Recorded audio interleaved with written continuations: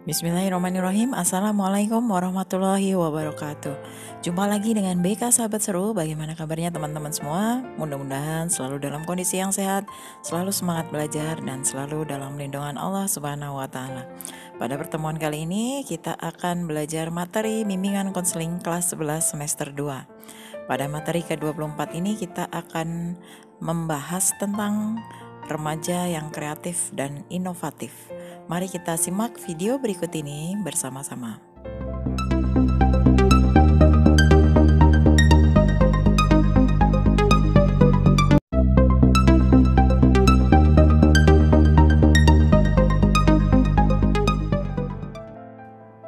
Oke, kita akan melihat bagaimana remaja yang kreatif itu. Remaja yang kreatif dalam inovasi merupakan remaja yang kreatif dalam memperbarui suatu penemuan, pemikiran, serta penilaian. Di sini mereka bisa berpikir maju dan selalu up to date. Setiap hari kita berhadapan dengan masalah.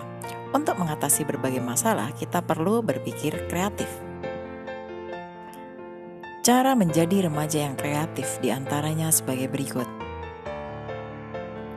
Yang pertama, mempersiapkan dengan membuat beberapa perencanaan ke depan, mempunyai kemauan yang kuat dan yakin jika kita bisa menjadi kreatif. Ketika menemukan permasalahan dalam berbagai perencanaan ini, pikiran kita akan termotivasi untuk membuat suatu pembaharuan yang menuntut kreativitas. Disinilah letak inti kreativitas, di mana tergantung kepada kemauan kita dalam menginginkan hal-hal yang baru. Selanjutnya yang kedua, setelah mempersiapkan beberapa rencana ke depan, kita mencoba untuk melaksanakan perencanaan tersebut dengan rileks. Namun, ketika kita tidak menemukan jalan keluarnya, jangan berhenti dulu, tapi teruskan untuk menggali ide baru sampai menemukan ide yang pas untuk mengatasinya. Untuk mendapatkan kreativitas, kita harus melalui masalah tersebut terlebih dahulu, justru bukan menghindarinya. Selanjutnya yang ketiga, catatan. Ini sangat penting karena ide adalah sesuatu yang baru dan merupakan pondasi untuk mengerjakan sesuatu. Akan sangat disayangkan apabila ide yang terlintas terlupakan begitu saja. Kemudian yang keempat, mengamati sesuatu yang dikerjakan oleh orang lain. Kreativitas juga dapat dibangun dengan mempelajari apa yang dilakukan oleh orang lain. Dari situ, kita bisa mendapatkan inspirasi dan ide-ide untuk membuat karya kita sendiri. Lalu yang kelima, tantang dirimu sendiri. Kita harus selalu ingin untuk mengembangkan diri kita dan tidak ingin berlama-lama di zona yang nyaman untuk menjadi orang yang kreatif. Membuat sebuah rencana dalam periode waktu tertentu secara bertahap dan tantanglah diri kita untuk merealisasikan rencana kita itu. Perubahan akan memaksa kita untuk belajar dari sesuatu yang baru dan dengan ketekunan usaha kita tidak akan sia-sia. Kemudian selanjutnya yang keenam, luangkan waktu untuk beristirahat dan relaksasi. Bekerja dalam waktu yang lama sangat menguras tenaga dan pikiran kita. Di saat-saat jenuh seperti itu, kita tidak akan bisa berpikir jernih dan bekerja secara efektif. Kita akan selalu bergelut dengan rasa penat. Beristirahatlah sejenak dan mengerjakan hal-hal yang kita suka untuk mengembalikan semangat kita. Saat pikiran kita sudah fresh, itulah saat yang tepat untuk berkreasi lagi. Selanjutnya yang ketujuh, membangun kepercayaan yang positif. Kepercayaan bahwa semua masalah bisa diselesaikan adalah sikap yang baik untuk meningkatkan kreativitas. Ide dan kegiatan kita boleh saja dianggap remeh oleh orang lain. Namun jika kita sudah yakin terhadap apa yang kita kerjakan, tetap lakukan dan buktikan. Kreativitas justru akan berkembang pesat ketika seseorang berada dalam keadaan yang tidak baik, jika kita mampu untuk tetap optimis. Berikut ini langkah-langkah dalam menuju kreativitas. Yang pertama, kita harus memiliki kepercayaan yang penuh akan kemampuan akal kita. Percaya bahwa kita dapat mengembangkan pemikiran kita dan meningkatkan kepribadian kita. Kemudian yang kedua, kita membebaskan akal kita dari berbagai belenggu dan penghalang yang merintangi kita untuk berpikir secara kreatif dan benar. Di antaranya belenggu dan penghalang yang berkaitan dengan cara hidup kita, belenggu yang secara langsung berkaitan dengan ekspresi tentang kekuatan akal kita. Setelah kedua langkah tersebut, kita dapat beradaptasi dengan akal kita. Akal itu persis seperti tubuh. Akal mempunyai kebutuhan-kebutuhan dan berbagai kebutuhan itu perlu dipenuhi. Akal perlu pelatihan, istirahat, bekerja giat, dan juga relaksasi. Untuk membangun akal dan mengembangkan kemampuan agar kita kreatif dalam berpikir adalah kita memberi makan akal kita. Untuk memberi makan akal kita menggerakkan dan memanfaatkan potensi-potensinya. Untuk membina akal dan mengembangkan kemampuannya untuk berkreasi, kita melatih akal kita untuk berkreasi secara nyata karena kita dibekali sarana-sarana yang memungkinkan kita untuk melakukannya. Kepercayaan dan ada atau tidaknya keyakinan di dalam diri manusia, khususnya pada diri seseorang remaja, merupakan salah satu kriteria munculnya kreativitas dan semangat inovatif. Kita juga harus mempunyai impian dan harapan di masa mendatang. Sekarang kita belajar untuk menguasai strategi baru yang terpenting mengenai diri kita sendiri. Di sini kita mulai melihat gambaran yang jelas tentang diri kita. Seperti jika kita ingin mendapatkan gelar, maka kita harus mulai berpikir untuk mencari pengalaman terlebih dahulu dalam bidang itu. Untuk menumbuhkan jiwa kreatif itu memang membutuhkan waktu. Dengan menuliskan misi kreativitas kita adalah cara terbaik untuk menangkap gambaran masa depan. Dan ingatlah, selalu misi kita ini dengan menempelkan atau menyimpan yang dapat kita jumpai dimanapun kita berada. Namun, jangan mengharapkan imajinasi kita akan meledak begitu saja tanpa usaha apapun. Kreativitas dan inovasi tidak harus berasal dari ide yang besar, bahkan bisa muncul dari ide-ide yang kecil. Namun, bagi sebagian orang, ide-ide kecil ini berakhir begitu saja tanpa rencana untuk dimanifestasikan. Berikut ada strategi untuk menumbuhkan kreativitas di mana kita bisa menjaga ide kreatif itu agar terus mengalir. Dengan menjadikan langkah-langkah ini sebagai bagian dari hidup kita, yakni akan memberikan dukungan pada kreativitas yang kuat, memfasilitasi inovasi, dan memudahkan proses untuk mengatasi masalah.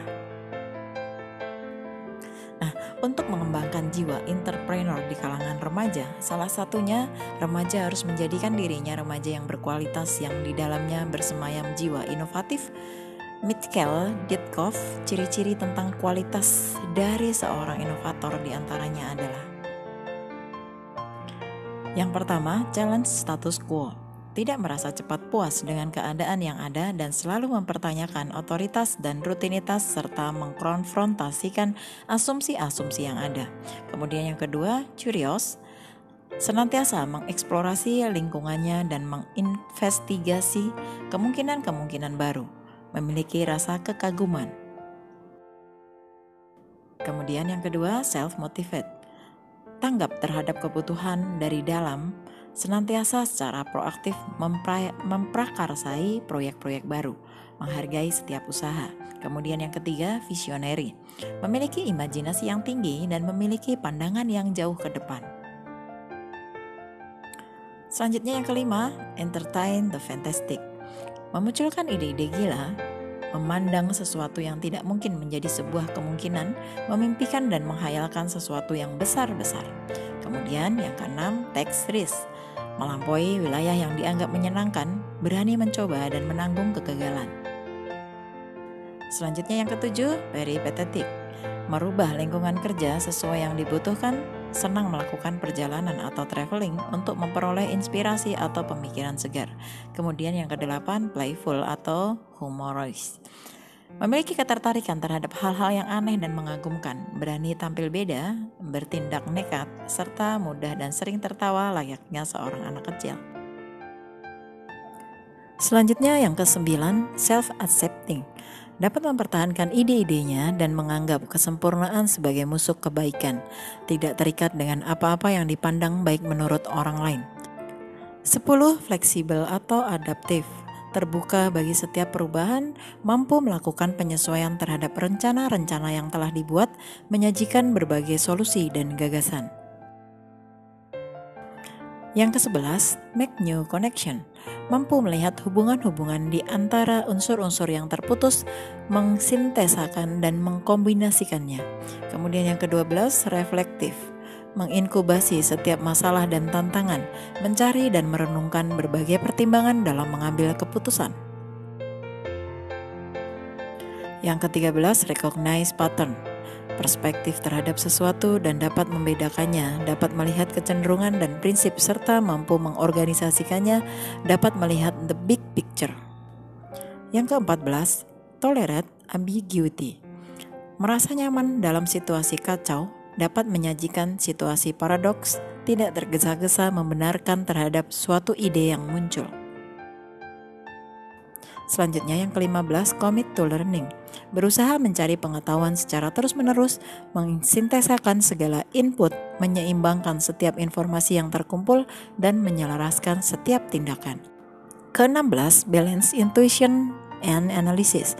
Memilih dan memilah di antara pemikiran divergen dan pemikiran konvergen. Memiliki intuisi tertentu sebelum melakukan analisis. Meyakini apa yang sudah dianalisis dan menggunakannya secara hati-hati dengan menggunakan akal. Selanjutnya yang ke-17, situationally collaborative. Berusaha menyeimbangkan pemikiran dari setiap individu, membuka pelatihan dan mencari dukungan organisasi. Kemudian yang ke-18, formally articulate. Mengkomunikasikan setiap gagasan secara efektif, menerjemahkan konsep abstrak ke dalam bahasa penuh arti, menciptakan prototipe atau model yang paling dianggap mudah. Yang ke-19, resilient. Merefleksi hal-hal dianggap mengecewakan atau yang tidak diinginkan, belajar dengan cepat dari umpan balik, berkemauan untuk mencoba dan terus mencoba lagi. Selanjutnya yang terakhir, persevering. Bekerja keras dan tekun, memperjuangkan gagasan-gagasan baru dengan gigih, memiliki komitmen terhadap hasil-hasil yang telah digariskan. Lalu apa saja strategi yang bisa digunakan untuk menumbuhkan kreativitas? Berikut ini ada beberapa strategi menumbuhkan kreativitas. Di antaranya adalah yang pertama, mengetahui apa yang membuat semangat. Ini bisa mencapainya dengan menciptakan komunikasi. Menciptakan komunikasi agar kita bisa berbagi minat yang sama, menceritakan perasaan-perasaan kita, baik yang membuat bergairah atau sebaliknya, seperti menceritakan keberhasilan, rasa frustasi, atau hal-hal yang membuat kita stres. Komunitas pada saat ini bisa kita jumpai di website internet, hubungan seluler, secara perseorangan atau lewat media lainnya. Kemudian yang kedua, mengabaikan suara negatif.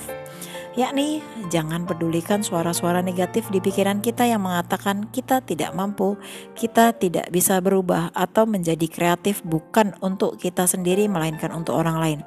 Kita harus bisa menyadari bahwa suara-suara itu hanyalah ilusi dalam pikiran yang menghambat kita untuk berkembang menjadi yang lebih baik. Yang ketiga, merayakan kemenangan kecil. Yaitu kreativitas tidak selalu harus muncul dari hal-hal besar, melainkan muncul dari hal-hal yang terkecil.